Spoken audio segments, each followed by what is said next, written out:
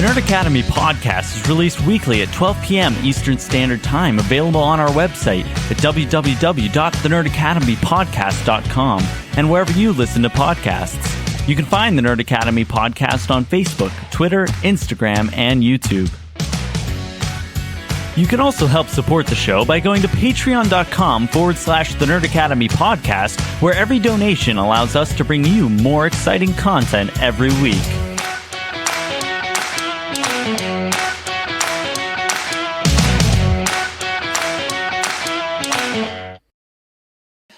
Good morning, class, and welcome back to the Nerd Academy podcast, your source for nerddom news and commentary.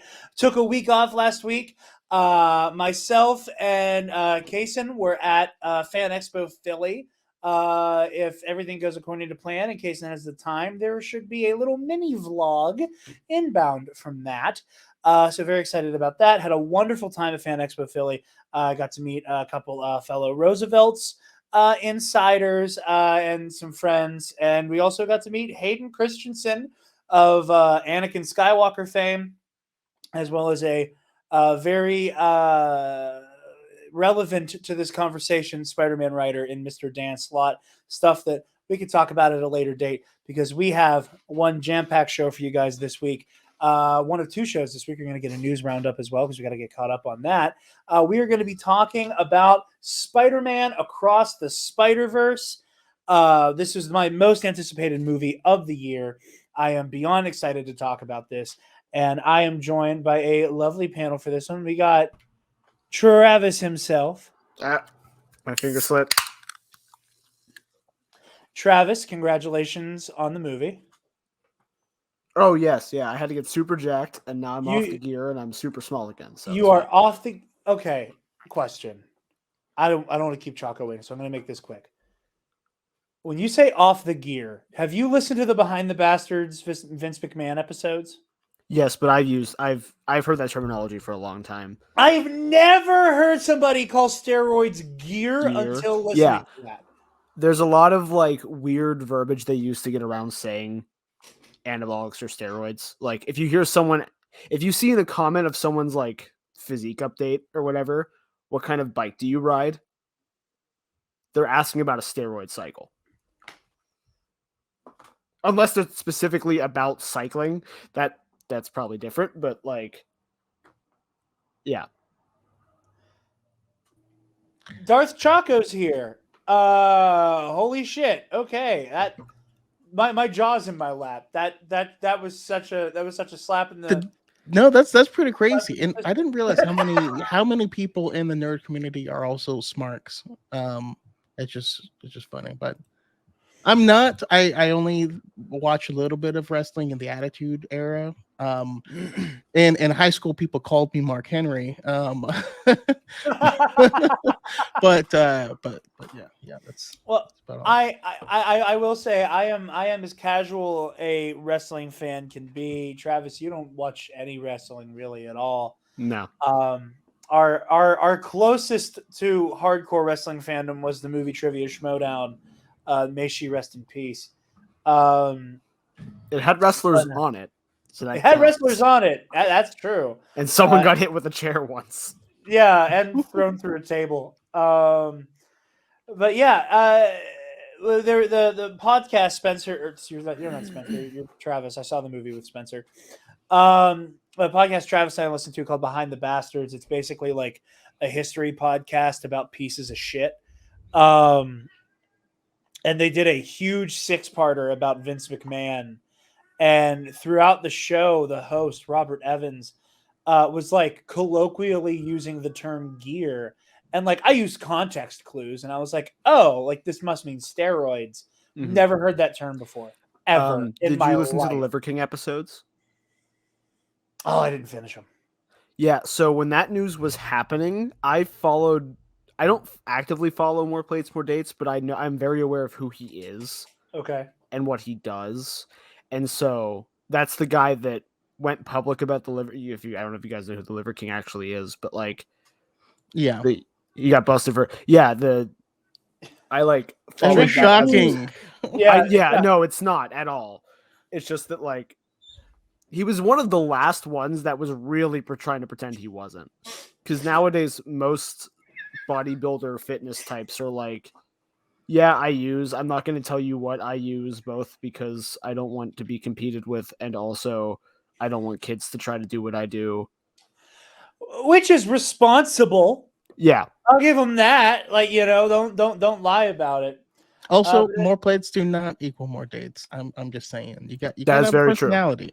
There's a reason all the ladies swoon over Loki more than you see him swoon over Thor. I'm just saying. Oh, absolutely. Yeah. Big facts, Choco. But yeah, no, very, very, very excited to talk about this episode. I have a hot take that has been burning away at my Twitter fingers that I wanted to be able to put on wax before I started talking shit on the timeline. And I've already seen a close friend of the show share the same opinion, so I'm excited to get into it. Superior Spider-Man should have been in it more is not a hot take, Jared. I need to tell you that right now.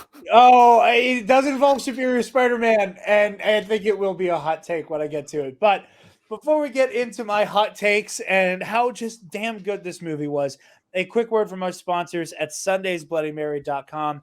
You guys know the drill by now. Sunday's Bloody Mary has the most badass Bloody Mary accoutrement across the multiverse with their 3-time award-winning spicy Caesar mix, as well as their mild and traditional mixes.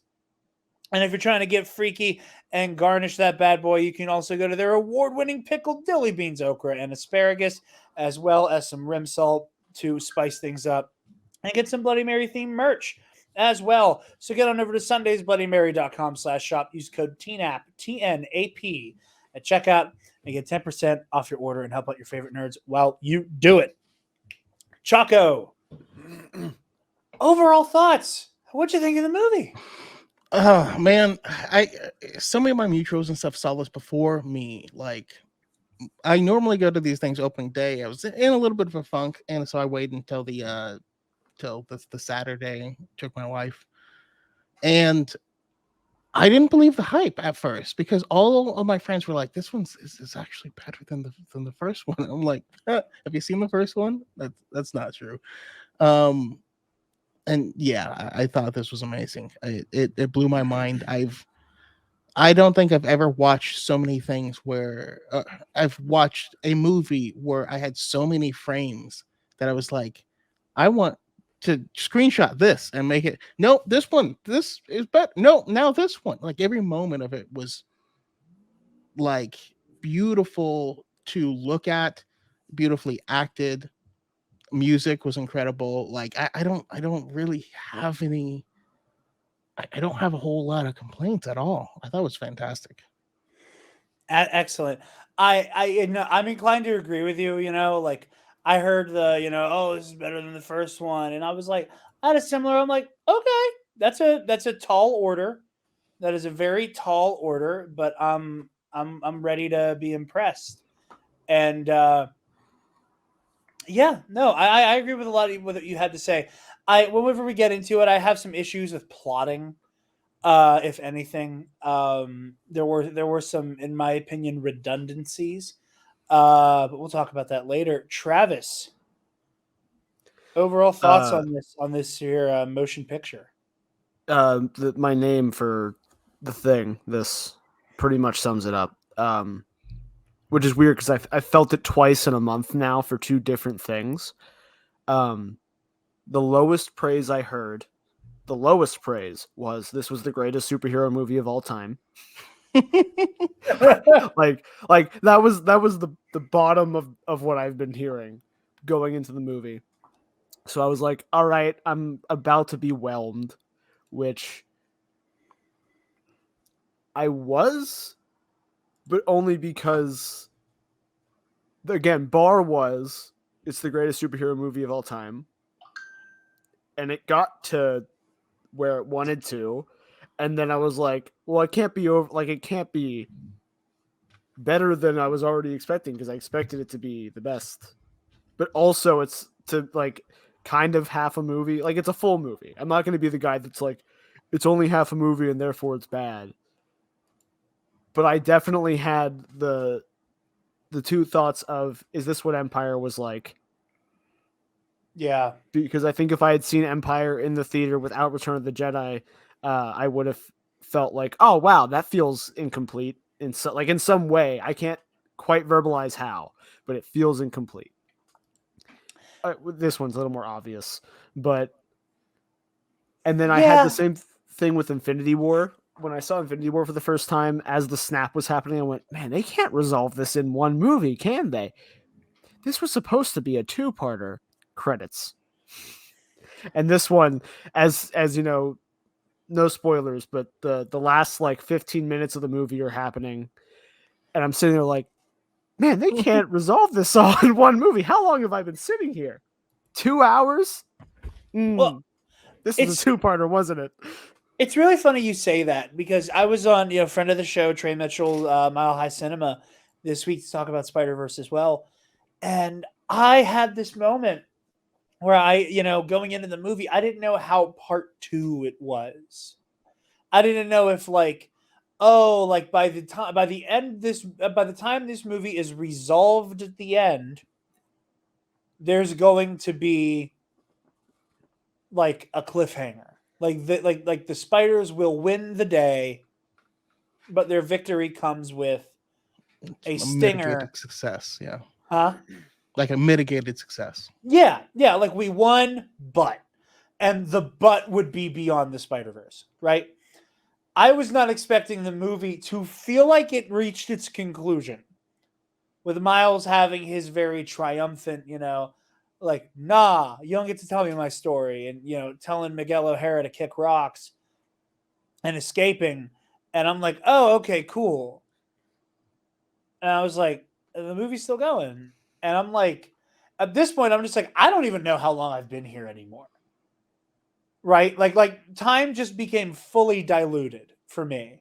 And I had no idea, like, is there another hour left? Is there 2 hours left? What's happening? And, you get to the stinger, which past this point, we are going to get into spoilers. So we are all going to tell you that you should go see this movie unilaterally if you haven't already somehow. But when we get to that last chunk of the movie, and I noticed the context clues that betray what's coming, and they were so masterfully hidden that I was like, oh, that's good. Oh, that's so clever. Oh, that's so sweet.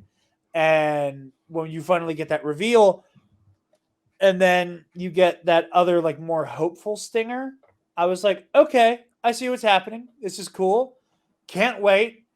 Surely there's more movie. And I was like, yeah, no, that's what I should have expected. But yeah, go see Across the Spider-Verse and come back and watch the rest of this review. Also, apologies for the fact that it looks like my camera is giga laggy and is not in sync with me at all. So apologies for that. It catches up with you occasionally. Yeah. It's once I stop talking and stop doing the Italian hand talking that abruptly it just does like a very quick montage of everything I've said and done. So, all of that said,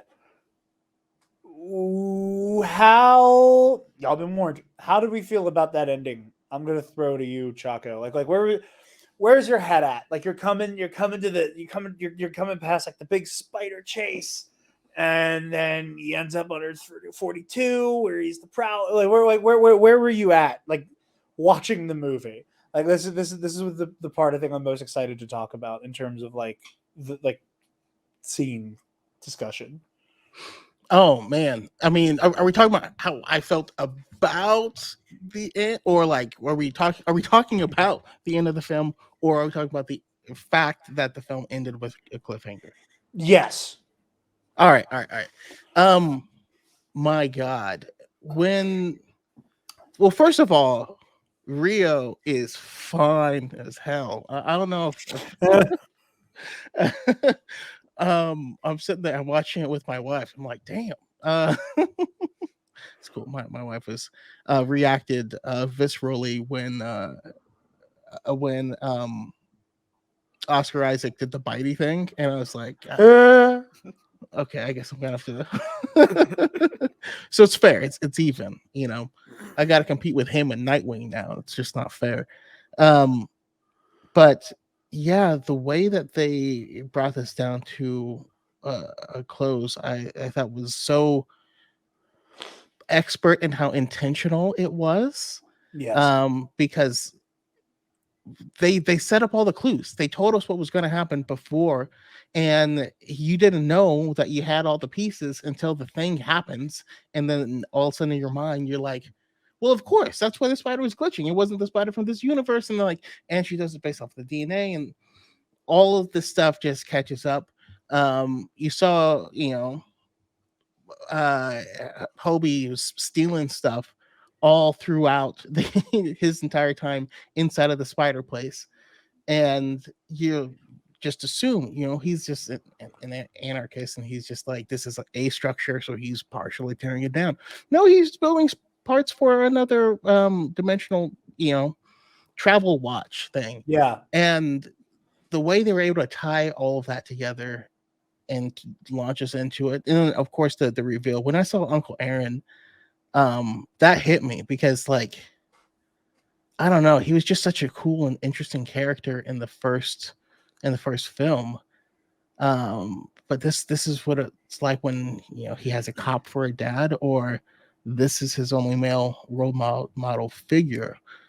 It also shows you how important those figures are to, like, a growing boy's life. It's yeah. And also seeing Gwen finally open up to her dad was just extremely touching moment. And the way they play with the like watercolor-esque background of her world in Yes. order to show Oh my emotion god. was, yeah, it's just fantastic. I don't know. I mean, I feel like I could talk about every like frame of this movie. I might just make a whole other podcast where I take this movie You like 5 could. minutes at a time. You really could. You could do a whole podcast that is like one of my favorite shows is just a music podcast on, it's like a Spotify exclusive. It's called Dissect, where it's like this guy like analyzes hip hop albums, and like he'll do like a season is an album, and a song is an episode, and we'll spend an entire song dissecting, or spend an entire episode dissecting a song, building up to like a full album analysis. You could make a season of Dissect about Across the Spider-Verse and Into, but like Across, I think, is legitimately a little bit more dense. We'll get into that soon here. But Travis, kind of going back into the stuff with your name, keep how like where were you at? Just like I know the oh, I guess this is what Empire felt like. But like where was your brain going from like the end of the chase up to credits? I was glad they fleshed out, because like obviously when he's jumping into the thing, it flashes sending him to Earth 42, which we know is wrong. So then, if you catch it, you're like, okay, so this is going to be what leads into the, like, at the time I didn't know leading to the next movie. I thought it was going to get resolved by the end of the film. And then I realized what time it was and went, oh no, this is the lead into the next movie. Yeah. And so, when he got there, I didn't expect them to say it. I really didn't expect them to say it like out loud that he was in the wrong place. I thought they would just show the shot of them both in the bedroom and cut the credits there. Yeah. And make it like leave you kind of stewing with it. Yeah. Oh man, if they had like Uncle Aaron walk in the door and then that's when it cuts, and you just didn't say anything, that would have else. been. I like that we get. And my only reason I'm glad they didn't do that is because then we don't get the scene of Gwen's arc kind of coming full circle. Yeah. With her group coming together, right? Because in my head, because like the shot kind of keeps transitioning back and forth as you realize they're in the same room but the wrong world, and so you can't have Gwen's scene without stopping there. Unless you make it an end credit scene. I'm kind of glad this didn't have an end credit scene. Yeah. I'm upset I waited I didn't wait the whole time because I'm smart enough to Google it while I'm sitting there. But, yeah, I really, the classic. Our main heroes at his lowest point. The rest of the heroes now have to find their way to save him. Yeah. Return of the Jedi. Yeah. Miles is Han Solo getting beat up by another Han Solo. I also like. This is I saw on TikTok someone pointed out in the explanation by Spot of how the spider got moved. You see it Yes. about to bite Earth 42 miles. Yeah, you can see the Yeah. braids. I'm not gonna pretend I saw that. I didn't see. Oh that. yeah, no. What I did figure out with the Earth 42 thing, and I've been talking to people. Apparently, a bunch of people did not notice that when the go back home machine was like punching miles in, they did not realize it said Earth 42. Yeah. So I noticed he was getting sent to the wrong universe. I'm like, oh, it's reading the spider, not his own DNA, which in and of itself is like a metaphor for the whole fucking movie. Yes. Is that we're worried about the spider, not the man. But he gets sent to the wrong place, and you see him put the clothes on, and I see that he's wearing green and purple, and I leaned over to Spencer and I said, he's wearing Prowler colors. And I immediately started to put those pieces together. And I was just on the edge of my seat, like, what the fuck is going on? like preparing myself for that to be the case. And then Uncle Aaron comes through. And in my mind, I'm like, oh my God, Uncle Aaron retired and Miles took up the mantle and and Uncle Aaron's starting briefing Miles on how they're gonna hit this lick, and then he gets jumped by Prowler. It's such a great moment. I'm remembering my girlfriend has not seen the movie yet, so I gotta whisper. I'm yelling plot points. Put in the AirPods. Put them in. Put them in now, honey. Listen, sometimes you just gotta be like, honey, if this is gonna work, you have to understand. You're gonna have to see it opening day with me. Or I know. Well, I'll give you the weekend. I have some friends who are also content creators. Last year at the previous Star Wars celebration, we had an Airbnb.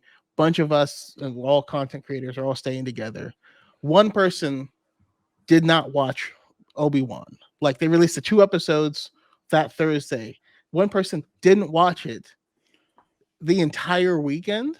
Go take it. I was like, listen, I'm just going to talk about it now. It's going to be on you to leave because this is.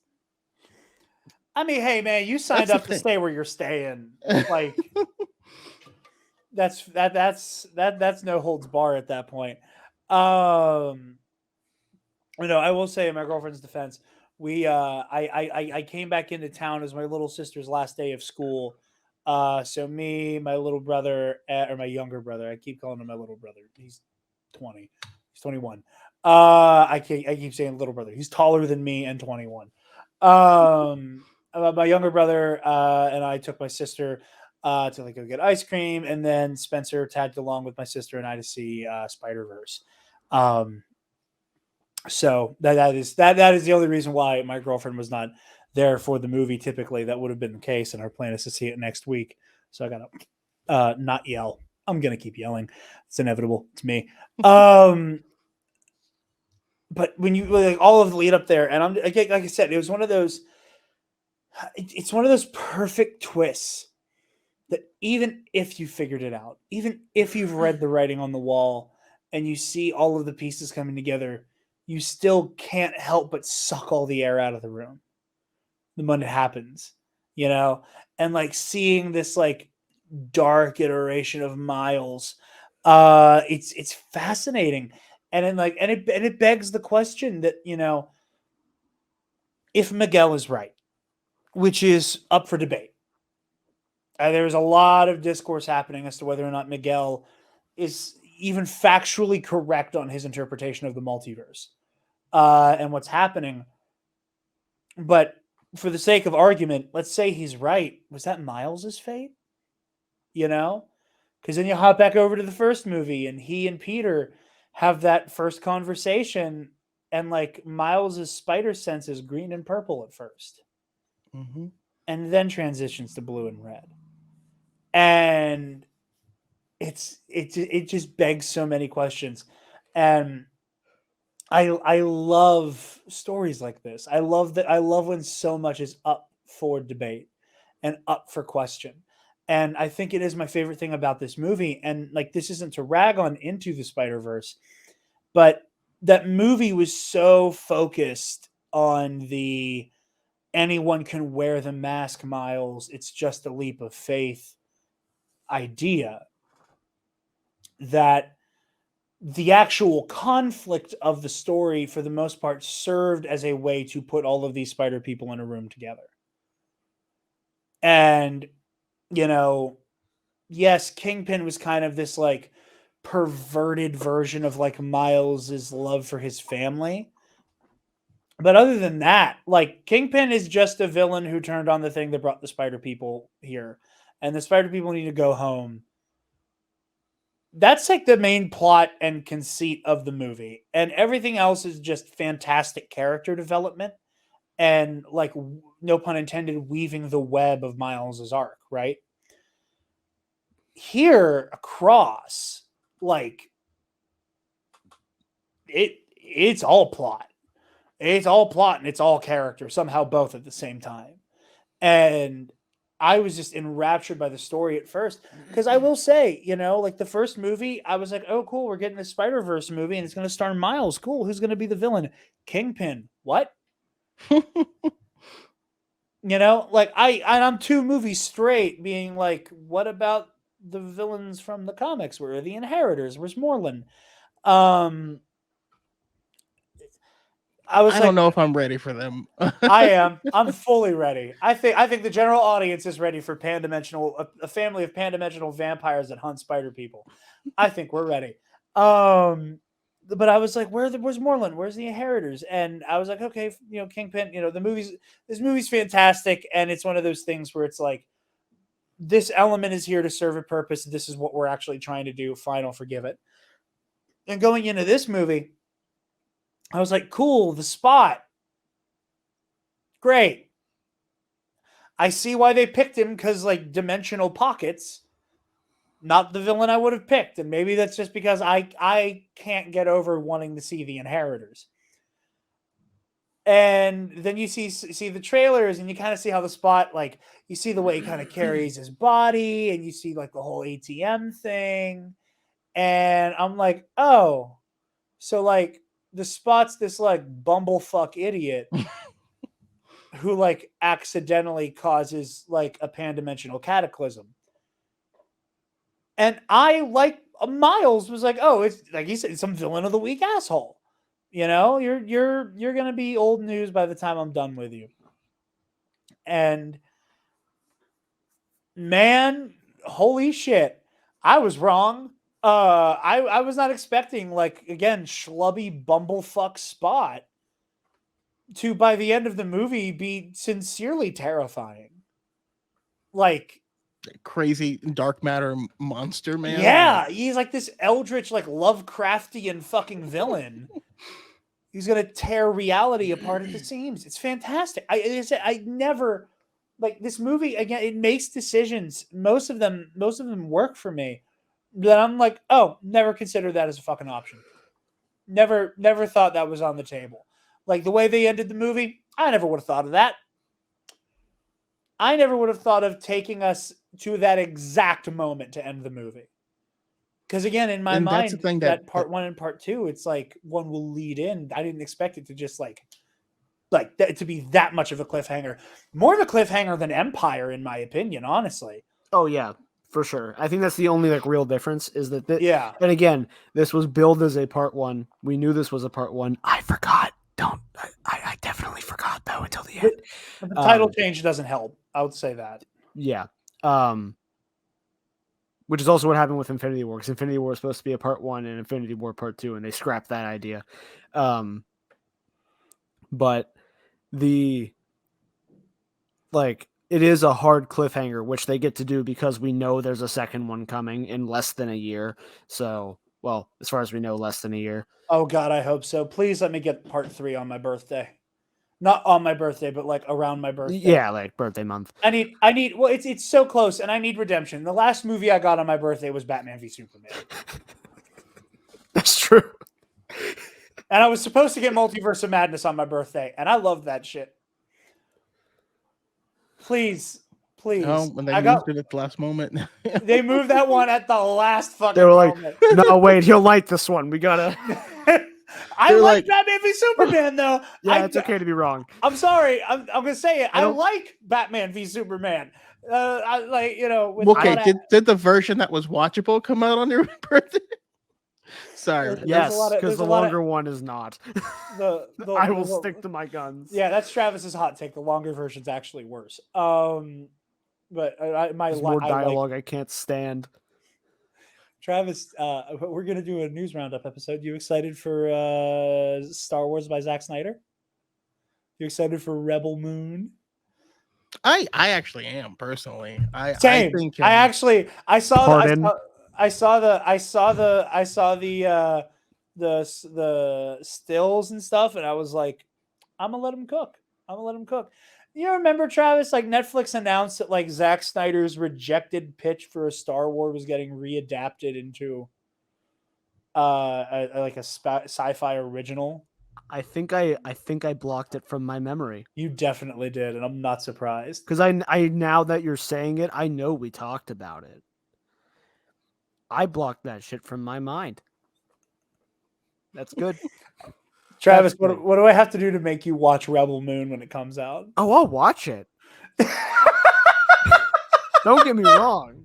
If I'm gonna actively publicly hate something, I will not diss anyone for liking it. I want to make that clear. Yeah. I'm not usually that guy. I only rag on you for BVS because it's you and we have that rapport. Yeah. I also famously stood up after becoming a man watching that movie. I turned 18 while I watched Batman v Oh, okay. I Superman. thought you meant something else. I was like, No. That's why I like to say it like that. Listen, you know how they talk like, listen, I got fucked by Batman v Superman. I became a man. No, I saw a 9:00 showing and the movie was long as shit. So clock struck 18. Clock struck 12. I became 18 during that movie. And I stood up, stretched, and out loud went, better than Avengers. And Devin Armel has never let me live that down. Anyway. Yeah, if I'm gonna publicly Cliffhanger. dislike something, I need to know that I've seen it. Good man. You're better than most.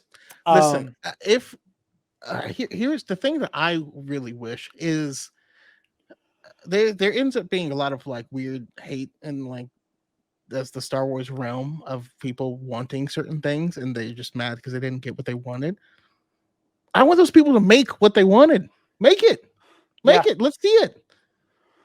Because it's gonna suck and I'm gonna laugh at you. But Rebel Moon is something I am looking forward to because I want to see what Zach can do with his own original stuff. Yeah. You know what I mean? Like make he your own has toys kind of and been play with locked them. into adaptation for a while. That- I mean, you know he what? had Yeah. the zombie heist movie, whatever the fuck it was called. Um, I hate his reimagining of characters. Yeah. And so like this isn't reimagining. You're just making characters. Maybe it'll be good. I'm sure that'll soften like the palette, like when you go in there, you're not expecting like, a version of like you're not to go in expecting his own characters and not his own version of et cetera, et cetera. But rearing this back on topic, that was my fault. With the movie, with the way it ends, with the way that it's plotted, there is so much very particular setup that I really appreciate.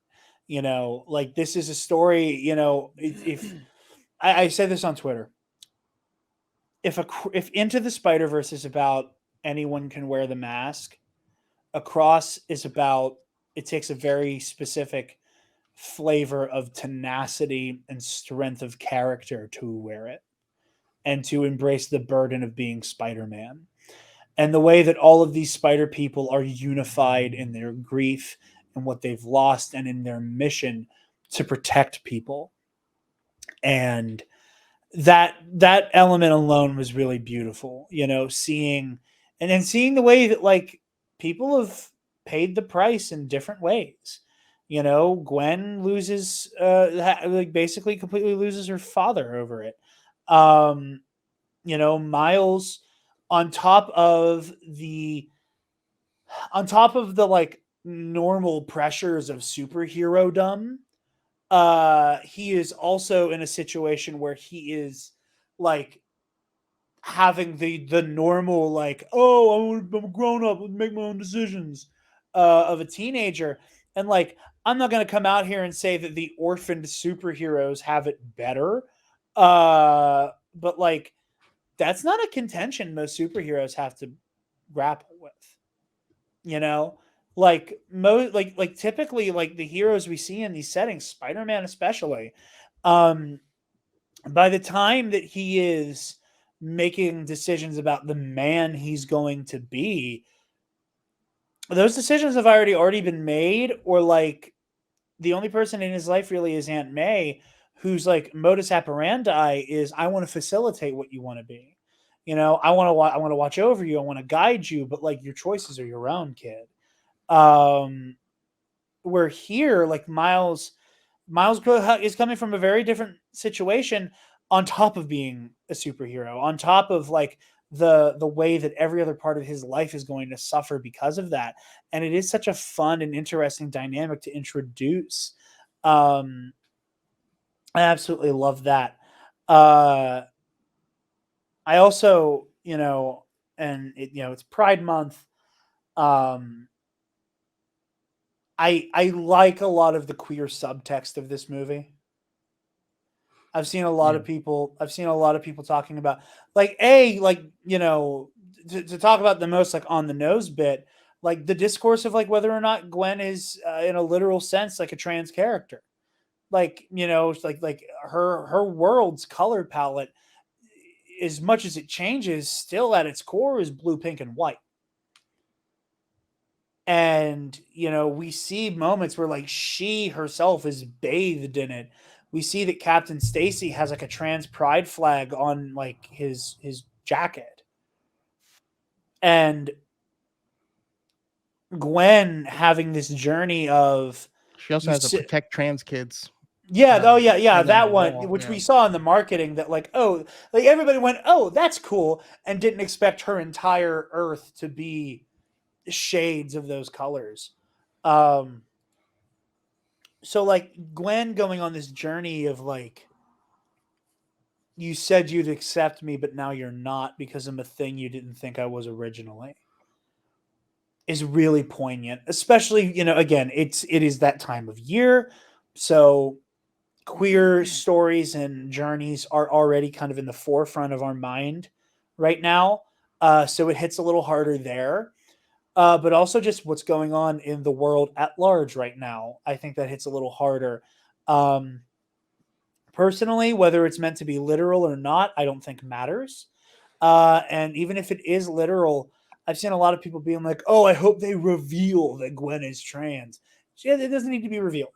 That is what does that mean? What the fuck does that mean?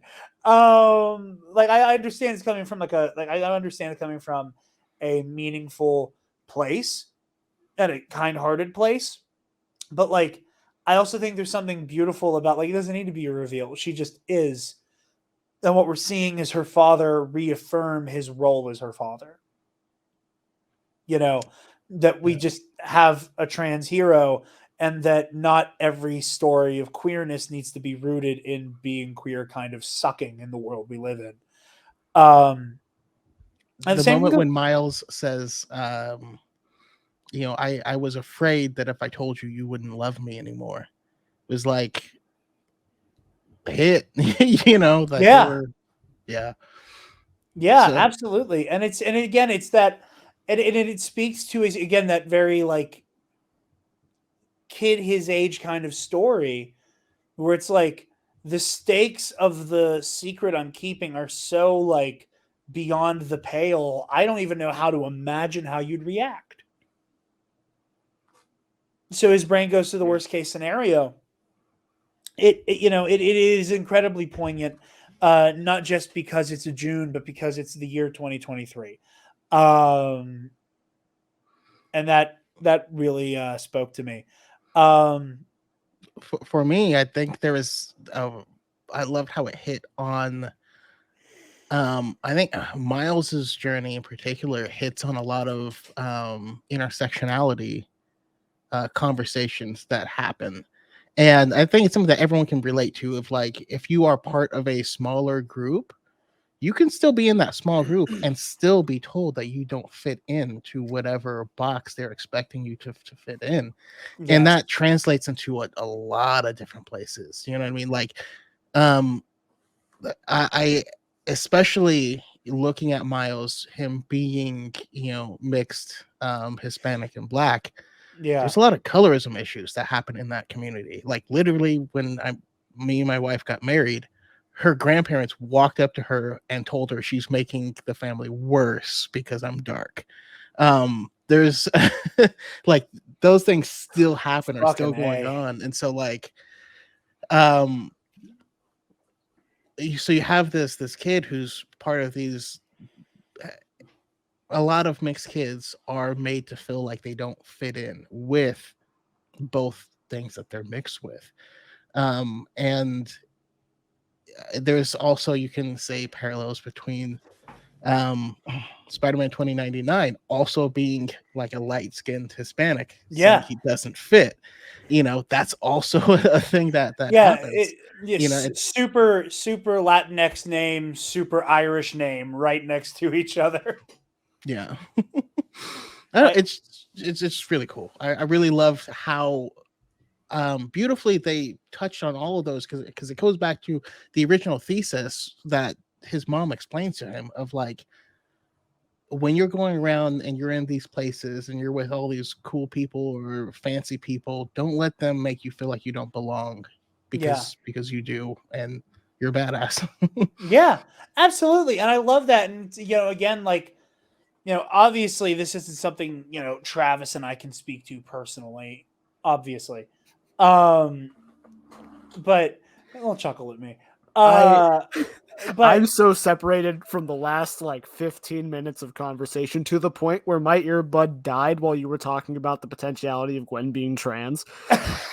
Like it cut off that whole talk, and I didn't like. I knew I've heard about this, so I didn't want to be like, I didn't hear what you said. What were you? Because I know generally what you were talking about, and didn't want to break up your flow. But you started talking, my earbud disconnected for a minute, and I was like, this is I love how symbolism in real life. Travis comes back to the conversation like, oh, the bi guy's talking about the queer subtext and the black guy's talking about the colorism part.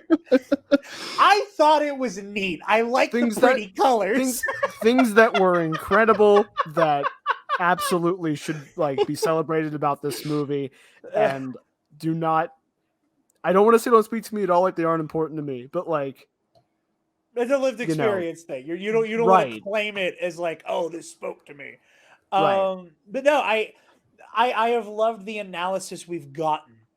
Yes. That again, like for me, and I'll talk about it later on, but like my like big hot take about the movie, like I had a moment where I went, my thing eliminates this interpretation and it makes me like my idea less, because like it's something that spoke to someone else, whether it is intentional or literal or not. It was something incredibly poignant that made somebody go, oh yeah. That I don't want to take away from that. Before we get into like kind of like a like get into like speculation and kind of me with like my mild nitpicky stuff. Quick around the horn. You're not allowed to say any of like you're not allowed to say Peter B, Miles, or Gwen. Favorite Spider person starting Choco. Just dumping on us. Someone who I totally expect to show up in the next movie, Silk. Or I meant within the movie. I hope you're right though. within the movie, absolutely Ben Riley. I've been obsessed with the cutoff.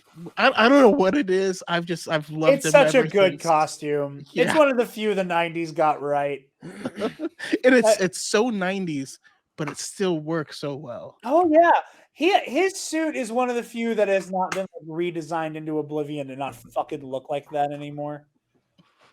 like seriously, there's been like when Ben Riley is Spider-Man, he looks different, but there has not been a moment where they're like, we need to give Ben Riley a different costume because this shit looks silly.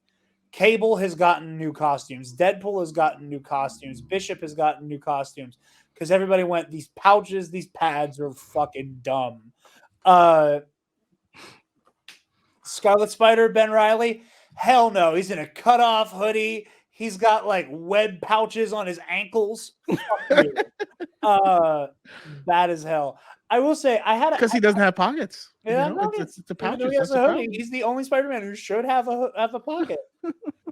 that middle hoodie pouch. I also thought it was really funny that like I've seen some like less charitable versions of it, and I've gone back and forth as to whether or not I loved it or not. I do think I like it on the whole, with the whole like Ben Riley is this encapsulation of the '90s were weird and edgy. Like he has this like insane design. He literally looks like he got peeled off of a Spider-Man comic from '95, and then talking like this and my tragic backstory. And it's like, and to anybody who's familiar with the source material, it's like tragic. There are worse people. There are people here who have had it worse than you, Ben. You're a clone. There's a lot to take in. It's not great, It's not the best of circumstances, but I really enjoyed Scarlet Spider. Travis, favorite Spider person in the movie. I keep slouching down, not forgetting that like my camera's set up weird at the moment, and I'm like just disappearing into the table when I kind of start to slouch. Slowly leans back. I mean, Wolves so start playing as you levitate. the obvious one is me, myself, and I, my boy, my Oscar, because he looks a bit like me. But Mr. Knight. my favorite, I think, was Spider-Punk. Okay.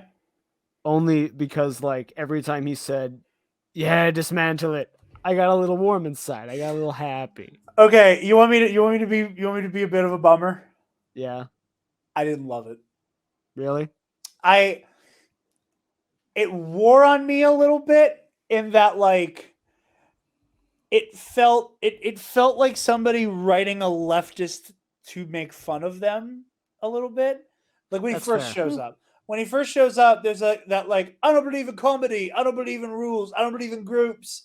Like the whole like when we first like whenever he gets his like, let's do this one more time, like Right. introduction piece. The whole like, I don't call myself a hero because that means you're a lionizing narcissist. And I was like, I can fucking get down with that. And the whole like, oh, you thought I was going to reveal my identity, you idiot. And I like that. And it's Daniel Kaluuya, so he's like so fucking charming. Anyway, that all great. But it was again when you hit the like, I don't believe it, I don't believe it, I don't believe it, and that's all. That was the one joke he had the entire fight, and that started to wear on me, especially that I don't believe in comedy. Oh, just kidding, and it just didn't land for me, and it put me off of him a little bit. And See, to me, it felt like he was in on the joke. After seeing I what he does personally later in loved the movie, it because I don't believe in groups, and I'm like, then why is he part of this group? And then to keep tabs on it, which I like. Yeah. Like to me, it felt like he was like he's in on the bit kind of thing. and again, is where I ended up with it. by the I end also of the like movie, that he's animated at a different frame rate than the rest of the characters. I like the frame rate thing. And again, he did like grow on me again, and I did end up like really liking him. The only thing I don't like about his animation is the color changing, and this is and the only reason is because I wanted to see him in his full glory.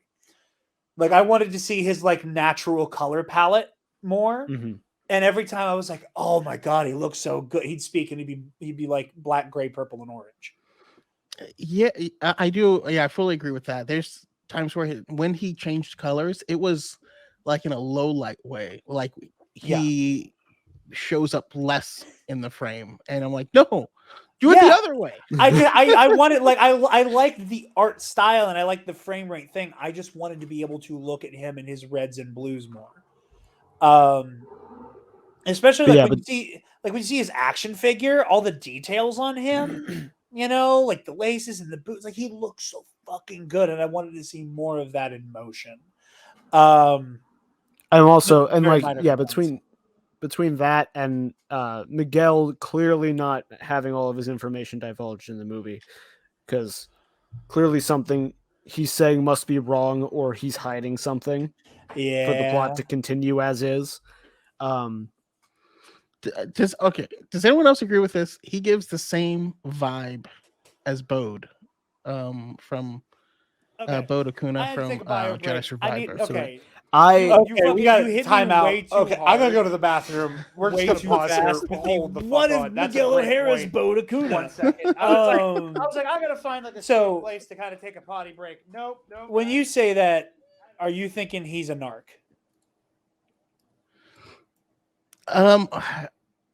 Is Miguel ops? Well, what I'm saying is the math ain't mathin' for what he's doing, but overall, the characters, they just give me the exact same vibe. Like I'm not saying they have the same goals, but I feel like if either one was put in the shoes of the other, they would do the same thing. Fair.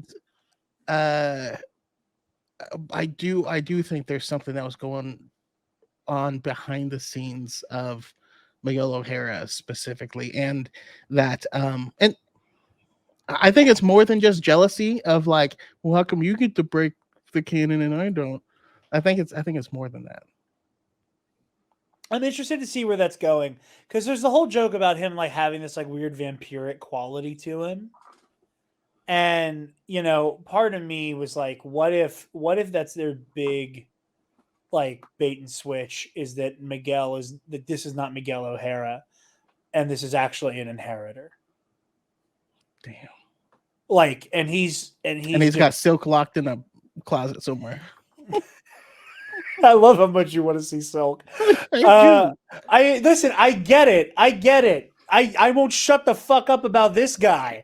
But I know I had that idea whenever they were like vampire. You see how aggressive he is with Miles. The whole Miles has a place in all this.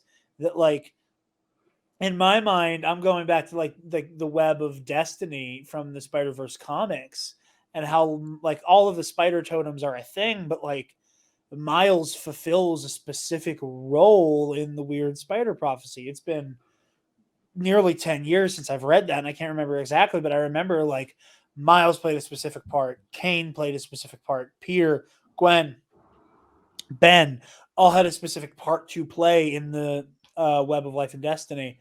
So the idea that like Miguel's trying to get ahead of it, like it also kind of leans towards like why he would have recruited Peter B, right?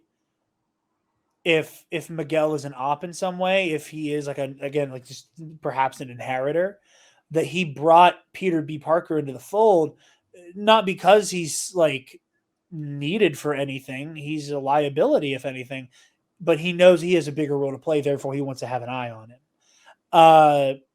If Miguel's intentions are not what they seem. I thought they were going very hard with the Miguel, and obviously Miguel's the bad guy, but like Miguel is actually, I forget what they're called. Antagonist? The vampire guys, because I knew they're vampires. Oh, the inheritors, yeah. Inheritors, yes. And I was like, oh, okay, they're just showing us from the beginning. And then I forget when Gwen's describing him as like, he's kind of a vampire. And I went, oh, I guess they're not doing that. All right. Yeah, and you kind of see him like bare his teeth when he's talking about I don't like do it's like I don't always like doing what I have to do, and it's like, is Miguel fucking eating dudes? I mean, I think we said doing what I have to do, and And if all he was doing was killing people, he could have done that with his claws. Yeah, it's like it seems like some of the people they capture he might be eating. Oh yeah, I straight up thought the go home machine was just killing them the whole time, and that was going to be a plot twist. And that didn't end up he was happening. executing. It just teleports them to like his back office, to like a meat locker. They just do like the John Travolta Pulp Fiction kind of. Fuck is going? Hey, you're that Spider-Man who's a dick. You know. Yeah, no. I do really enjoy Miguel in this movie. I again, these are one of those like, it's not a complete. When doing like movie reviews and stuff like that, I try really hard to differentiate when it's like I think this is a thing the movie did wrong, because I don't like that verbiage so much as just this is a thing I didn't love, and this is, you know what, I'll save that for when I get into my like nitpicky, not even nitpicky, but like my hot take. My favorite Spider-Man, Travis, can you guess who it was?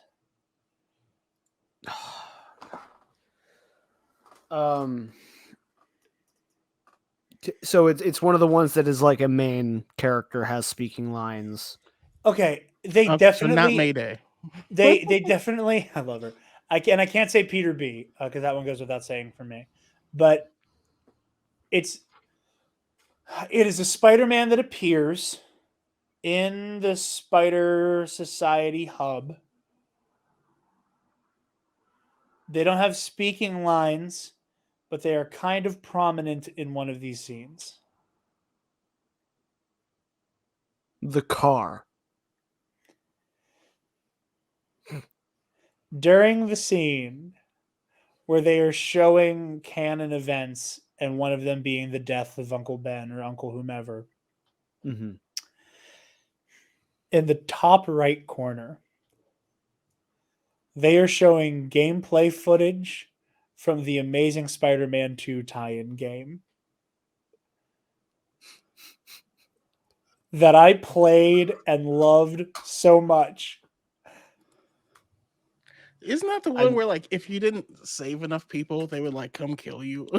Yeah, where the game is constantly going, put out a burning building, and if you got there 5 seconds too late, just a bunch of cops with laser guns are like, Spider-Man, fucking kill him, you know. Oh, that game was fucking insane. But like, I was like, I out loud went, is that the fucking TASM game? Like under my breath and not out loud, like loud. I was like, the fucking TASM game? I really thought I caught all of them. I thought I caught every single one. All the weird ones? No. Yeah. And then here's something crazy. You remember Superpowered Beatdown? Like the YouTube show?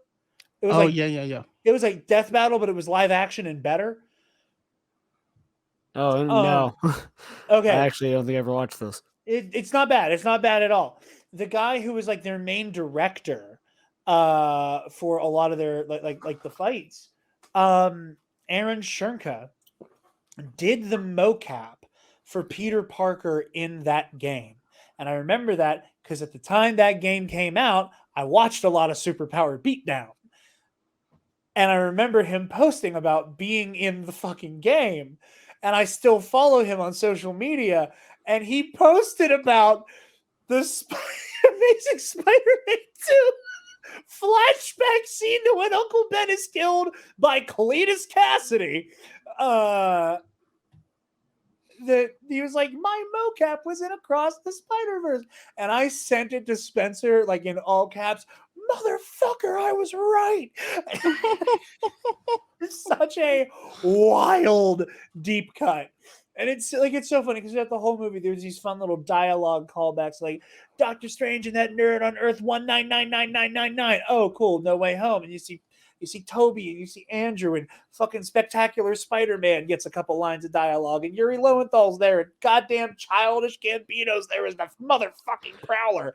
I really thought they were that was trying to amazing. imply, because of the way the dialogue is, that Peter B was Andrew Garfield's Spider-Man. Because they show and the Uncle Ben scene from The Amazing Spider-Man, and then he looks to Peter B, Miles does, and goes, "Did that happen to you?" And like I realized that's not what they were saying, but the juxtaposition of those two moments made me think, are they trying to imply? I would love for them to retroactively go, yeah, kid, you think you're the first time I met a Spider-Man who wasn't me? Like, okay. Oh my god, this Oh. one guy couldn't stop dancing. Did you see? And I've seen people do breakdowns of it, but when they make a joke about finding Spot, and then she's like, "Oh, this, so you guys have jokes," and then every single Spider person in every panel, someone is saying some really bad pun of like, the search for the Spot is really petering out, or like, I did not see that. Oh, that makes me so deeply happy.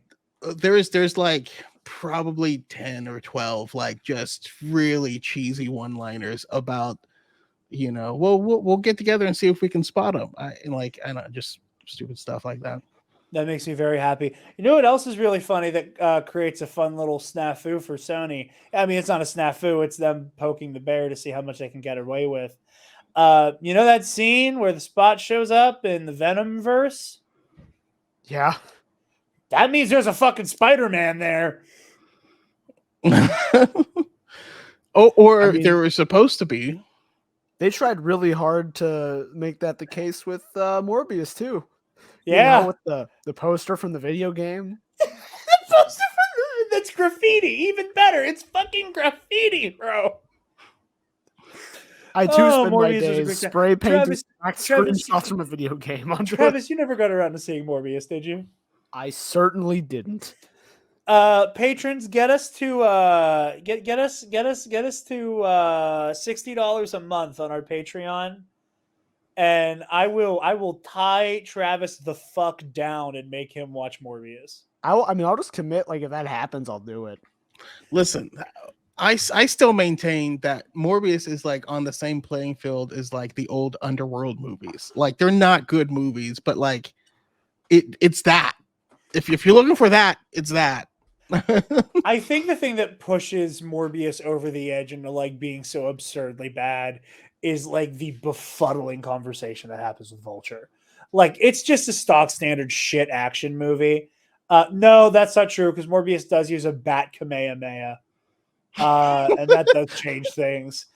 Travis, I'm not giving you any context for this, so fuck you. I don't need it. I had a friend knows the exact scene I'm talking about too. Yeah, I had a friend almost genuinely convince me that he does say it's Morbin time in the movie. Like, he was this close. Might as well have. Like, because he doesn't. He always boasts like, I've only seen 12 movies in my entire life. Which, like, weird thing to boast about, but you go, dude. And then he watched Morbius. He made number 13, right? Yeah. So we're talking. This is one of my old coworkers, and we're talking, and he's like, "Yeah, the scene, like, he didn't crack at all. The scene where he says it's Morbid time really did just like seal it on how bad it was." And I'm like, "Oh yeah, good joke." And he's like, "It's not. I'm dead serious." He says it.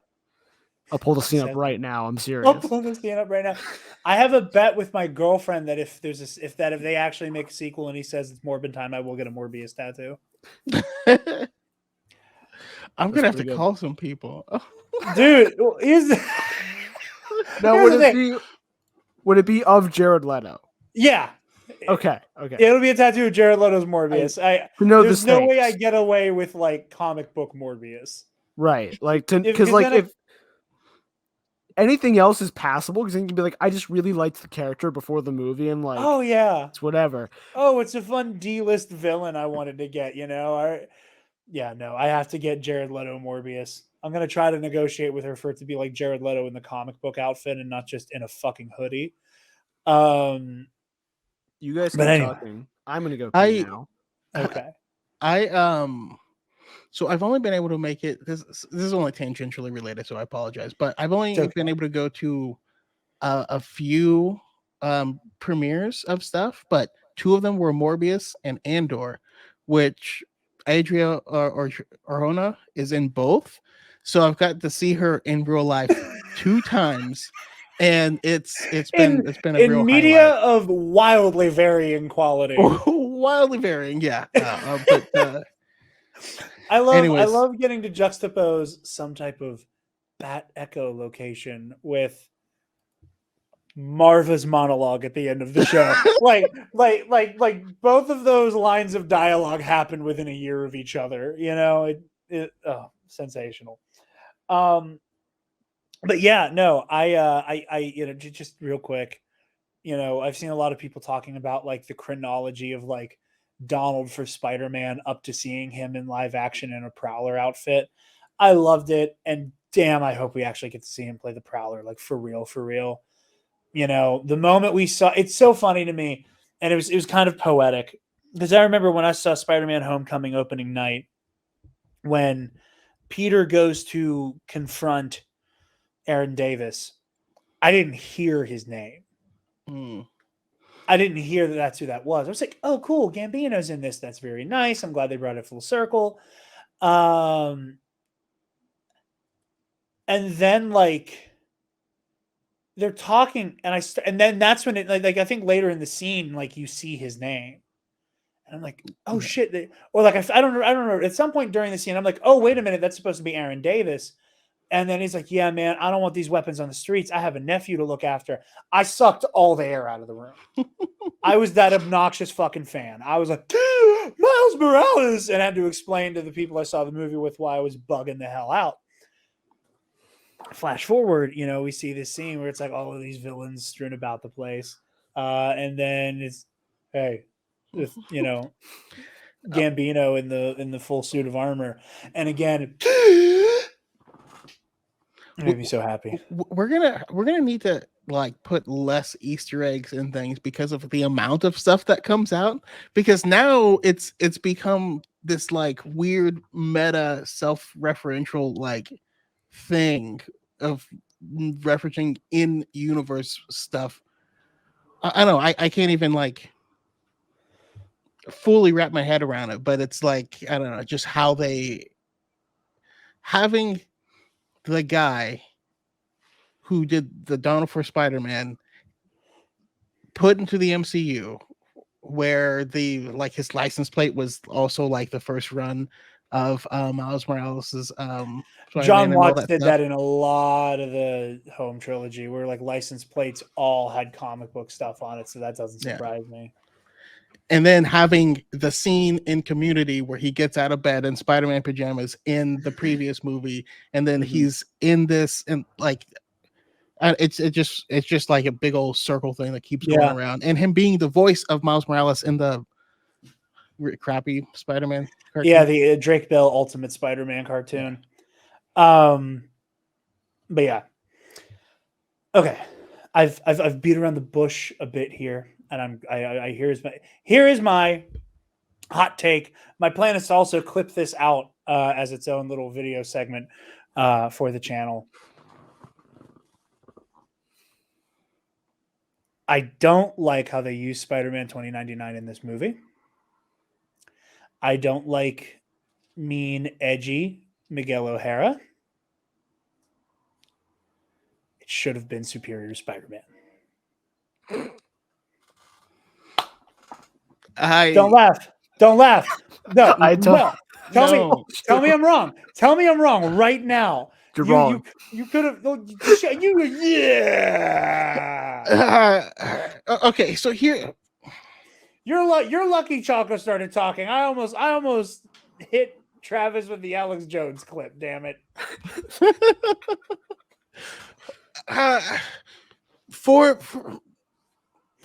I think neither of them work perfectly for what they're doing. Like, if I would totally say he's spot on for if it was more time travel related than multiverse related, but I So don't know. You're going down the path I cannot follow. so But give me your reasoning. so yeah, so let me cook here. So first of all, I love Miguel.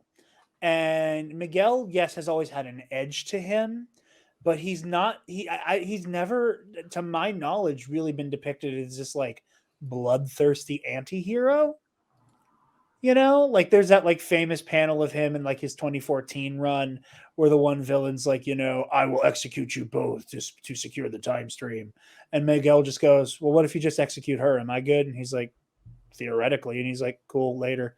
Um, like, I know there's stuff like that, but like, even that is not quite what we're getting from Miguel O'Hara. We're like, in this movie, like, not only is he an antagonistic force, he is cruel, he is mean, he is callous, he is cold-hearted. And I understand the development they give him for that to be the case. But like, juxtaposed with what we get at the end of the first movie, like when we, and again, it's a minute long post-credit scene.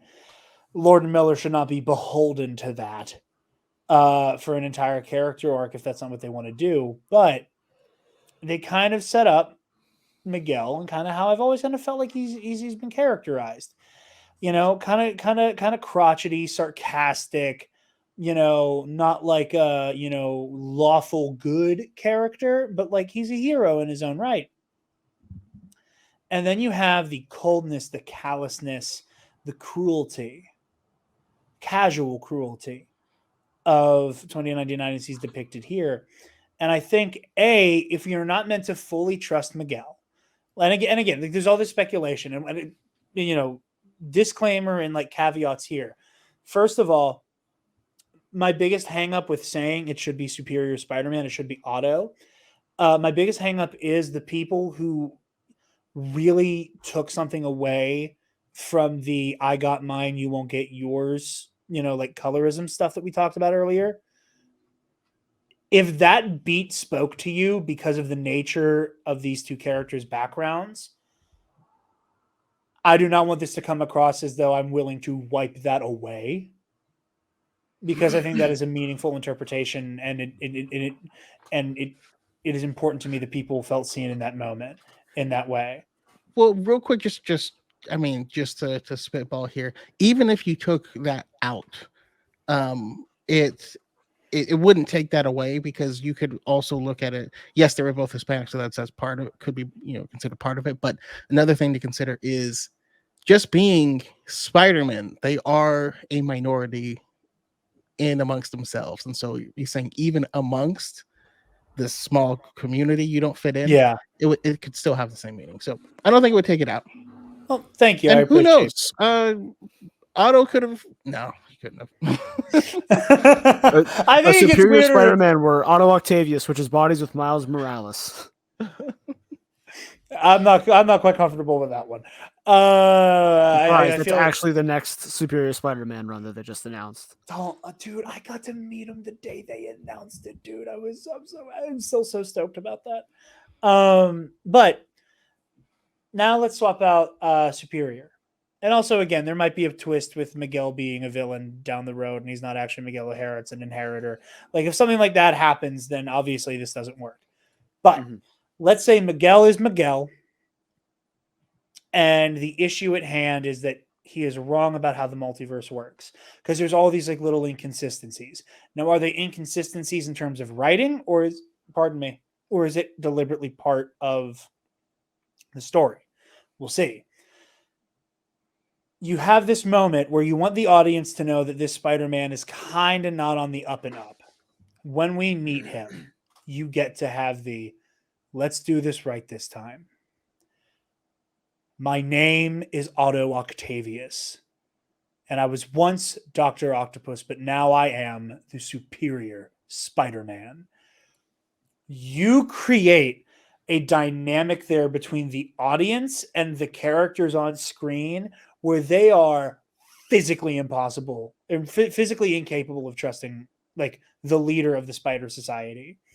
And I've seen other people, raise the complaint that, an army of thousands upon hundreds of thousands upon millions of spider people would be completely opposed to this notion that you can't save everybody, or at least try, you know? So the fact that the whole conceit of this army of spider people is that sometimes your uncle needs to die, and so does the police captain, and the person and the woman you love the most, and then you can be the best Spider-Man you can be.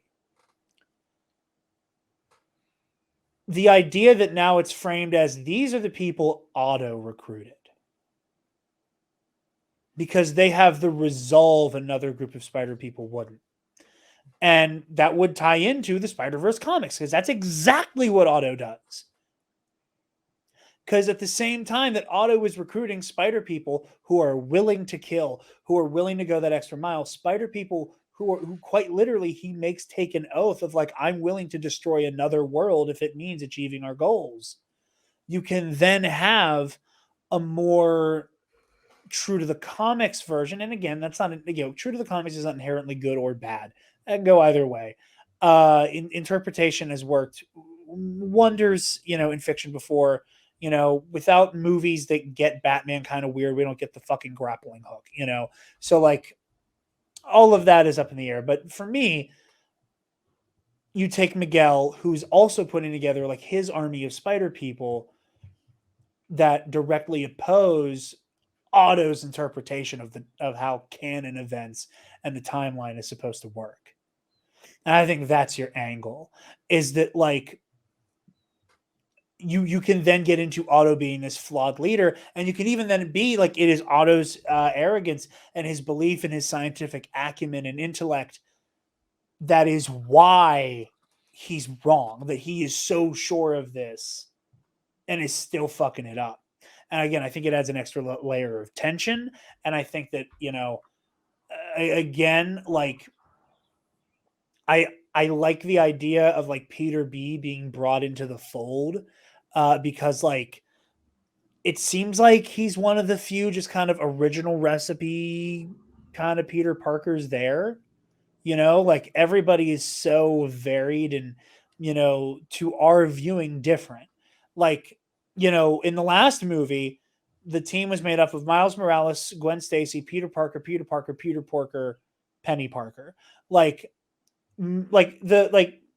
Peter B, Noir, and Spider Ham are all very different in terms of like their multiversal differences, but they're all versions of Peter Parker. Yeah. Where this movie, it was Miles Morales, Gwen Stacy, Hobie Brown, Miguel O'Hara, Peter B. Parker, Ben Reilly. Like this one was like very, very deliberate in choosing other spider people who are not just Peter Parker, but ... So then you get more of that here too. And then you see Otto like making the decision of like, we need to have a Peter Parker at the table and bringing him into the fold. And maybe even not fully understanding what's going on or what the plan is.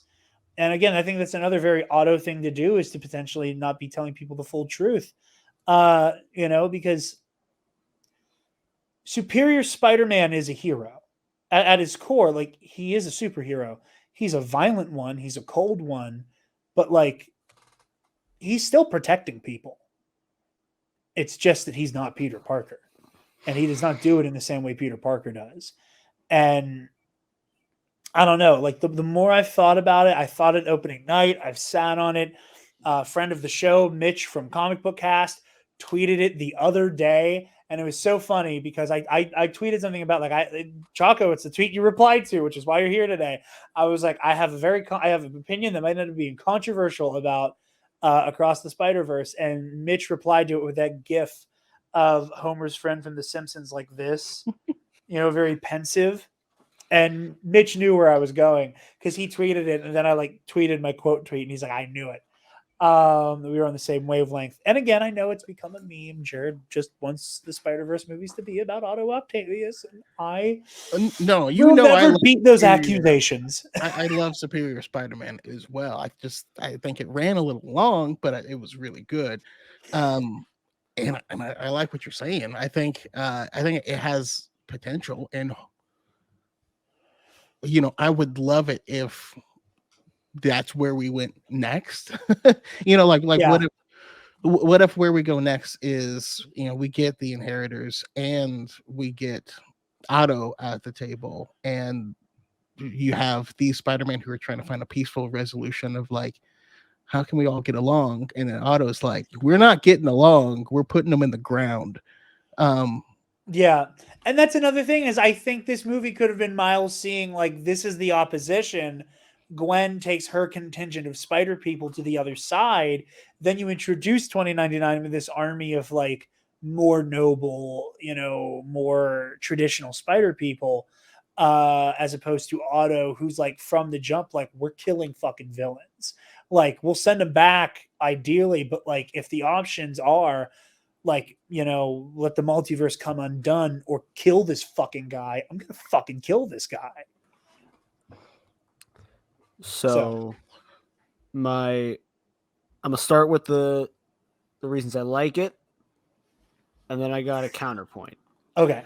Reason I like it. The thing I loved about this story, and the thing I love about stories like this is a deconstruction of like the general narrative of a myth, right? Yes. It's why we love The Last Jedi. Yes. Yeah. That's why everybody on this screen right now loves The Last Jedi. 100%. Also, the first Spider-Verse movie is The Last Jedi. It's the same. I talked about that on Mile High Cinema. Peter B. Parker and Luke Skywalker are the same fucking guy in those movies. I'll be damned. You're right. But I like, the narrative is what happens when you tell, because like part of the myth of Spider-Man is they take the heavy trauma blows and they get back up and they keep doing the right thing because they're Spider-Man or equivalent. What happens when you tell them? Like what happens when you give them the script? Yeah. And how do they try to change it? And I think that's super interesting. What's happening? Yeah. Right. And I think. Oh yeah. I'm sorry. You're probably going to say what I'm thinking. Continue. I think the idea of having it be Otto enforcing it is neat because he's not inherently a Spider-Man. You know what I mean? Like, as an outsider looking in a way, because obviously this would be post him being Spider-Man for a while. So he understands the importance, but because he's not inherently Peter Parker, he understands the importance, Yeah, he understands the importance, and it's also like it's also fascinating because he was handed the script after the events transpired. Like right. he got to live like post like this hardship made him heroic and it made him this better man. He got to exist after that. And it's like, oh, I understand why you do this. I must now make sure it is imposed on all other spider people that this happens to you without knowing that pain, without knowing I indirectly caused Uncle Ben to die and I couldn't save Captain Stacy and oh my God, Gwen, oh my God, that he's like, oh, this has to happen to you to make you better. It's almost like it almost kind of turns into like the more toxic versions of Batman, that it's that like, you need to be hard. You need to be like this pain needs to be a part of you. Yeah. As you were saying, Travis, sorry. So that's the reason I like that idea. I think it's a very neat interpretation. I think that could really work. On the flip side, and the other thing too is like you can kind of do the other side of it with any Spider-Man. It doesn't have to be Miguel. I like what they did because of the idea that, and again, based on the information we've been given by the movie, so this could change in Beyond the Spider-Verse. If we are to believe that Miles getting bitten by the spider, the Earth 42 spider, is what kind of starts the multiverse to go wibbly wobbly. Right. And Miguel actively blames Miles for what happened. Like maybe breaking the canon to him, breaking the canon wasn't the problem. The problem was now that the multiverse has started to shake apart, he broke the canon and this universe fell apart. Right? Like that's how he met. Yeah. Now figures that it out. these two things happened next to each other, it's that you did this and now shit's fucked. Yeah, Right. cause versus And- correlation. Yeah. Exactly. And so to the counterpoint of Miguel has never been depicted in this way, I think part of that his characterization in this movie is like, again, assuming he's not secretly like the main villain and assuming that he's actually Miguel O'Hara, he's having a trauma response to seeing Miles, where like he's been able to deal with it up until this point of I'm just trying to keep everything in check. I'm trying to keep everything in line. It's a lot of stress on me and I deal with it. The moment he sees Miles, he snaps because he's like, you did this. Like everything bad that's happened to me up until this point, you did. And now you're telling me that you think you get to have it better than all of us. Right? Take your lumps like the rest of us. You caused my bad thing, right? Is kind of the... And that really is the trade-off then, isn't it? It's the more personal vendetta he has versus just Otto leaning into Otto's worst traits to make him more of an antagonistic Right. Spider-Man. Yeah. And I think on one hand, you can do what they did with it being someone other than Miguel. It works with it Miguel because of the futuristic tech. Like he'd have a more clear understanding of what's going on around him. He's the one who made the breakthrough as to how to just do this. Right. But it could really be any Spider-Man. But it then Superior, like Otto would lose some of his Otto-ness if he's being that emotional about it. Yeah, I think where you get the trade-off there, and again, what you're saying is absolutely correct. Your interpretation of Miguel, I think, is spot on here. For me, the reason why like Otto kind of getting like in his feelings about it is that it's more to do with like his pride as a scientist, which is Otto's like cardinal fucking sin, both as Dr. Octopus and as Spider-Man. Is that like his hubris obviously leads him to get his ass handed to him by Spider-Man his entire career. But as Spider-Man, like going back to the comics, Travis, you and I, Heroic History 101, a show I'd love to bring back at some point now that our schedules are more amicable towards that. Our first episode. I have reading time now. Yeah, you have reading time now. Like we can actually. I've read 300 chapters of manga in the last 3 days. We can absolutely bring back a Heroic History 101 soon. Don't mind that. I knocked over a vent. I know, Richard. Did you knock it onto a cat? No. Richard's screaming at me through the door, like in perfect time. He misses his papa. Otto, like in the comics, like he's so sure of his technology that like it becomes a fault where like the Goblin Nation can like hack his stuff, and it's like your drones don't know what the Green Goblin looks like, asshole. We're literally going to take over entire boroughs of the city before you realize it. So Otto being in this position where like he doesn't understand the multiverse as well as he thinks he does, and Miles is living proof of that. That his Earth has not, begun to fall into this horrifying inky void that Mumbattan does. He does not run into that issue. And there are, the other Earth that, yes, it's a darker timeline because that Miles never got to become Spider-Man. But it's still to not slip into this weird, like, inky oblivion. That Earth did not cave in on itself temporally. It's a shithole because there's no Spider-Man, and their Spider-Man became probably its worst villain. And I think Otto's another fun reflection of that. That like this is what happens when like the power and the responsibility may fall into the wrong hands.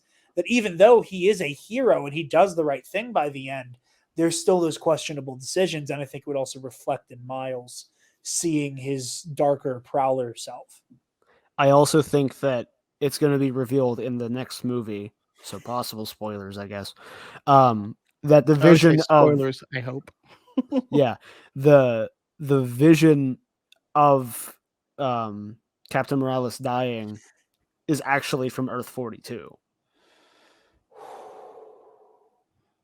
I mean, yeah, that Like could it's just definitely be a because like he thing. had his uncle dying moment, right? Like if we're going to equate the father figure dying to push you to be Well, that's the greater, thing. It's the police captain. That's the verbiage that is the hang up there. Is that which it's like like, you and lose. again, Yeah.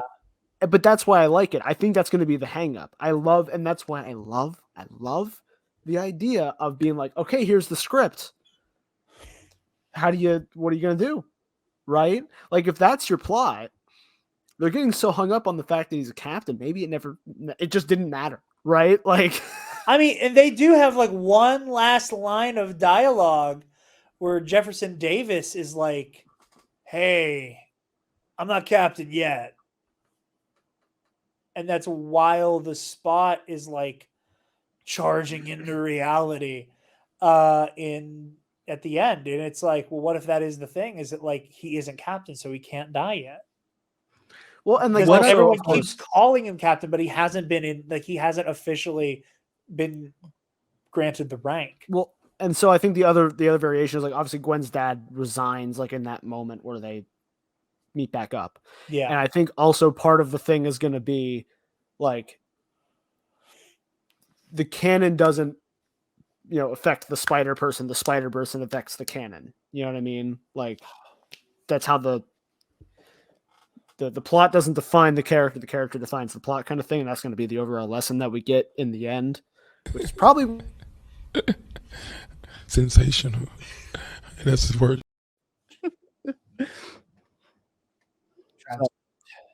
one of those two. No, that's. I mean, I like. I mean, I think ultimately we're going to end up proving that Miles Morales is the most Spider-Man of all the Spider-Men, because just because it happens doesn't mean we don't try, right? We don't ever not That try. yeah. We don't trade lives. But what do you guys think the odds are that Prowler Miles is not a villain? What if he's just an anti-hero and his universe is so rough that they are That is the Mm-hmm. standard for a hero. yeah. And so they see this other guy, they don't know why he's there, they don't understand what's going on. But they work him and Aaron because Aaron did have good inside of him, you know what I mean? Like he wasn't like he Oh was just yeah, trying to he make wasn't. money. Yeah. That's interesting. I like the idea. I don't know. I like Miles being juxtaposed with this darker version of himself that is villainous a lot. I like the idea that it's like I like the idea that Miles is being shown like I don't know, maybe Sliding just to doors. start, huh? Like sliding doors, like this is what your life would have been. I kind of like the sliding doors of it all. I like the Dagobah cave of it all. That I really like Miles like looking into this like darker version of himself.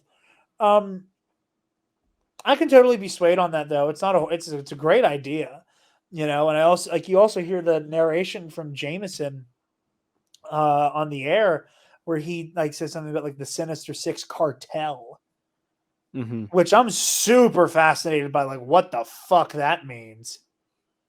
Like is it just like the Sinister Six is like also like functioning as a gang with like foot soldiers beneath them? Or is it like the Sinister Six is like carved up parts of New York for each other and it's kind of like a non-aggression pact betwixt them? And also though, you have to think of like how are those if like we have the Sinister Six and they're Spider-Man villains, how do they function without Spider-Man? Yeah. Right? How do they function without a point to be like that thing? I want to kill that thing. We all want to kill that thing. But I think that's where you end up with a more effective villain, though, is that they're not obsessed with this vendetta. But the Vandala is what created the group. You know what I mean? Like they would be rivals without it, and that's kind of where I come. He might be an anti-hero where there's these kingpins of crime running around, and that's who they're robbing. That's who they're stealing from, right?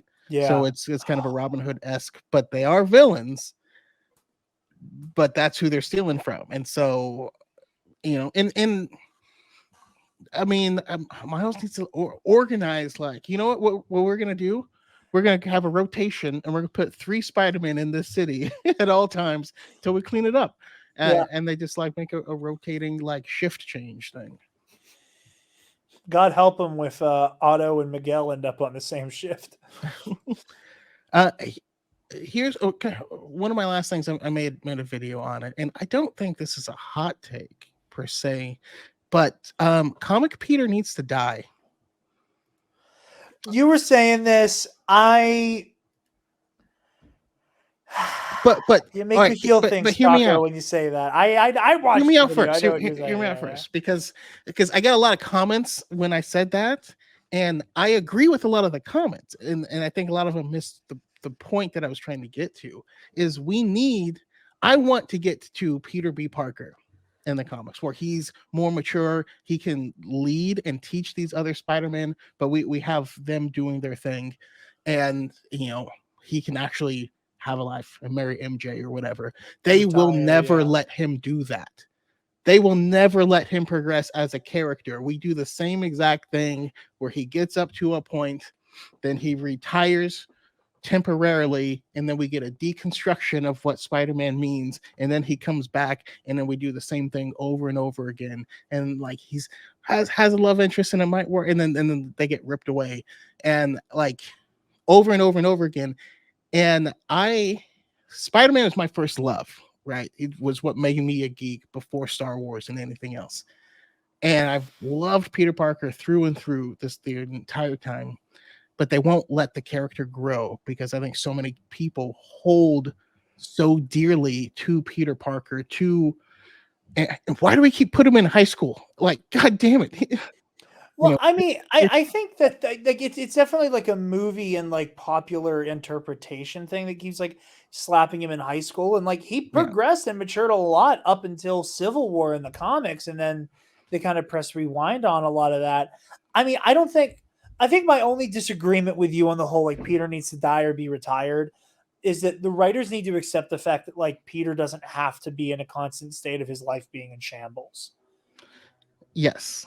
And so my big point is, if the writers can accept that, that's awesome. That's what I want. All I want is for them to accept it.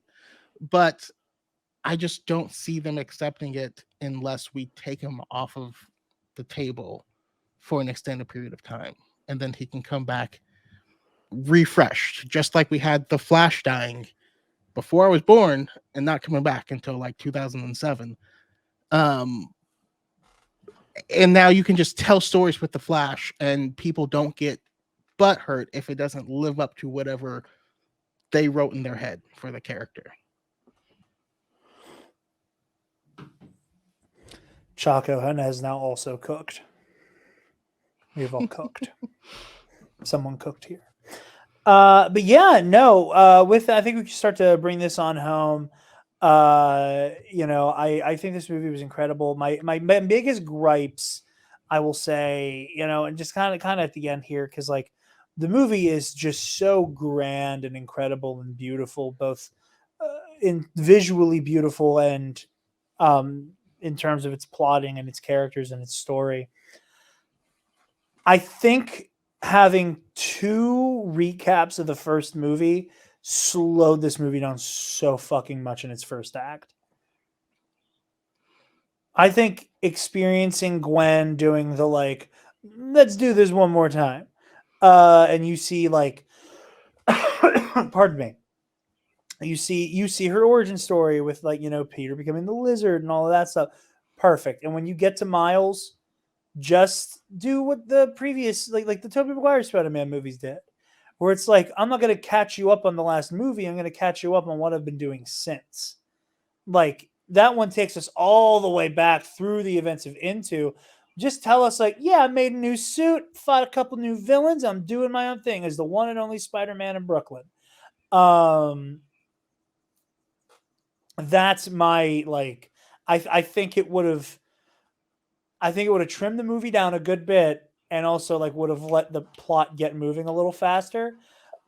But other than that, and my like teeny quibble with Spider-Punk's art style and him changing colors too much, man, fucking cinema. Travis, any closing thoughts here before we bring it on home? It isn't much of a closing thought, so I get time for a question. Genuine question. I did walk into the movie slightly late. I walked in during the band practice scene. Did I miss anything before that?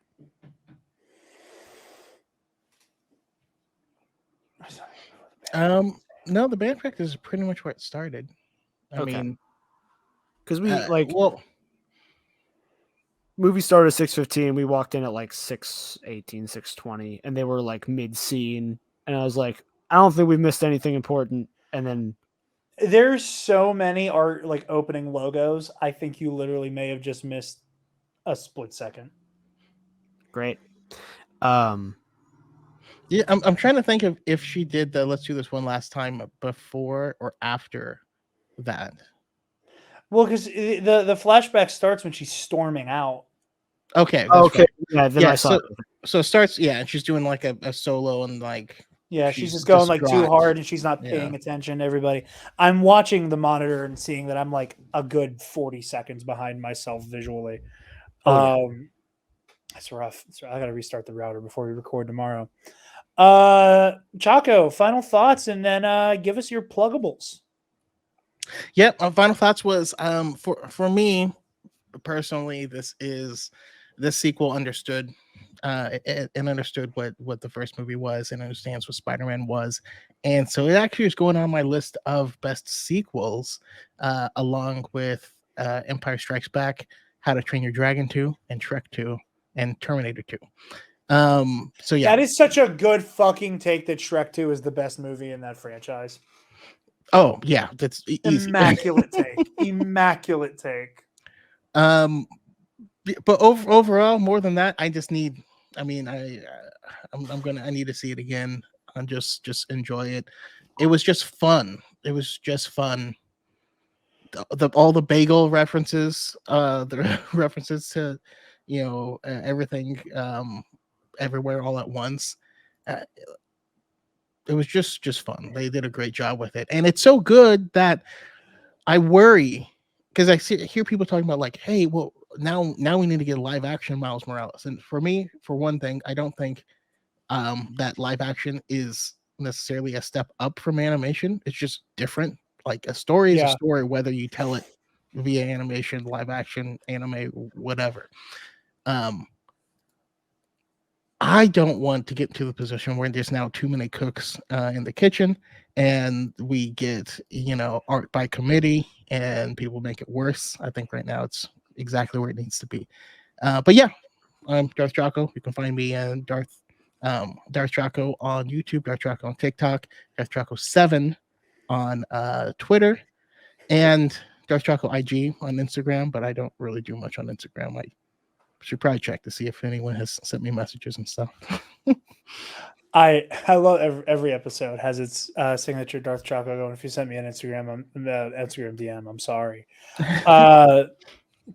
Travis, where? I don't post on TikTok. Twitter, Which is a shame. So like, here's real quick. Now that you're not at Walmart anymore, we're never gonna get. We're not gonna get any more fun videos of you showing us how horrifically out of regulation the fucking back room in our local Walmart was. Here's the problem. So like, I had that blow up. I have over 3,000 followers on TikTok, but a lot of them are like thin blue line Punisher logo accounts. How'd that happen?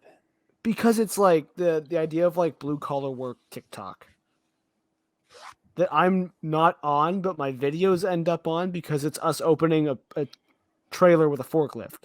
You know what I mean? You made that one joke about Jeff Epstein and that fucked you forever. Yeah, probably. I stick to it though. That was funny. Every now and then I will make a video of just like Just so you know, Rey's a Skywalker, and like just to weed out, Because like Sound nothing I check. do, Miles Morales is Spider-Man. Rey is a Skywalker. Black Lives 'Cause, like, Matter. Gay people exist. Go fuck yourself. my feed is leftist nerd shit. That's my whole I know. For You page. That's what I interact with. Like I comment on people's stuff. I never comment on people's stuff. I comment on people's stuff on TikTok and like interact with people. I gotta It's a start whole checking thing. comments looking for Travis because we follow like you have almost an identical following list. And like none of that. I look through my like people that follow me list, and besides people that I know personally, it's like bald eagle, American flag, American flag, Punisher logo, truck. How were there so many goddamn trucks? And like none of my videos, like it's just, hey, this is breaking a labor law, and that's it. That's all I post. And I can't don't even do that that anymore. How's the accounting gonna break labor? Oh, I don't know. I shouldn't say that. But I just have to. How sad is it now that the American flag is now a red flag? Right? Like if I'm walking down the street and I see a bunch of American flags, I don't walk down that street. You know what I mean? Like literally, take the long so way like around. I just got into an office job, right? And I work in like this group of cubicles. And I got a small department that I work with. We do a very niche thing at this company that I'm at.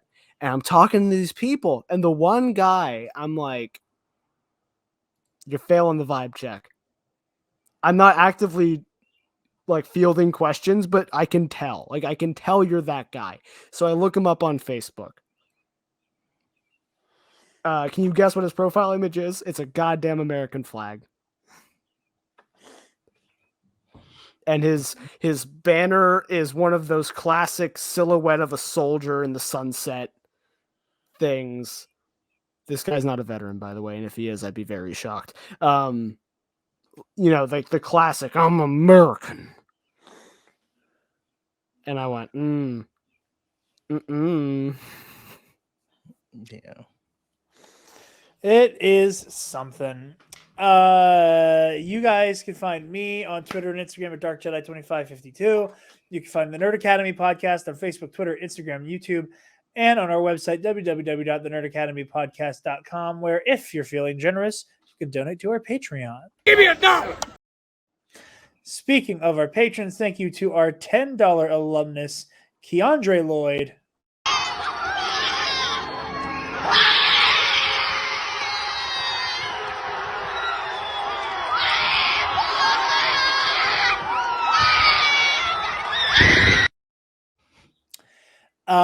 And to our favorite patron, Paco. But according to Paco, Paco, I'm not sure which clip to play for you at this point, so we're going to go with Old Reliable. All right, ladies and gentlemen.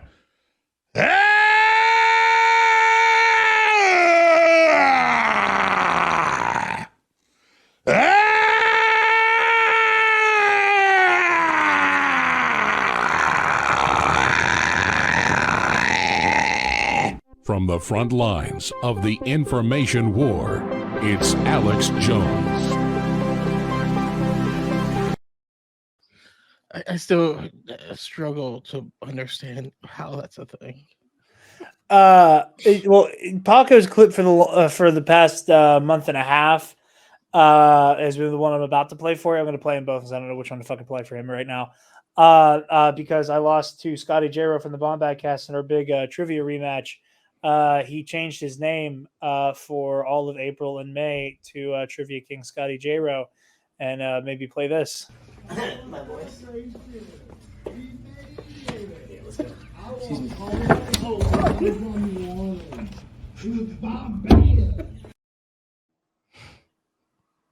So take your pick. It's Scotty Paul Stanley or Alex Jones letting out a horrific, upsetting scream. Programming note for everybody out there. You guys are going to be getting 2 episodes of the main show this week. You're going to get a news roundup over the weekend, which I'm very excited to give y'all. And then Versus Series will be out probably, I'm going to be honest, Versus Series is probably going to come out for June and, July. There's a lot going on. Spencer is going on a mission trip to Jamaica. So he's going to be out of town for a hot minute, and this is going to be I have to read all of The Blade to be ready for this Versus episode. But we will have a special guest in Mr. Alden Diaz, so stay tuned for all of that. $5 tier for our patrons. Travis's schedule doesn't suck anymore, so we might bring back Heroic History 101 here soon. So stay tuned for that too. And some Star Wars stuff. I have a really fun topic episode in my back pocket that I'd like to get made here soon. So yeah, stay tuned. Be sure to like, comment, share, subscribe, do all the things. Check out the Patreon. Get full access at the $5 tier to the Versus series, which is like 30 episodes strong of exclusive bonus content. $1 and $2 tier gets you on the Discord. $10 tier gets you shouted out on every episode. So go check out the Patreon. Thank you also very much for watching or listening. Choco, thank you for joining us, bud. Always a pleasure to have you on the show. Yeah, thank you for having me. Of course. Yeah, and thank you all. And class dismissed. Stop! Move away from the cookie jar.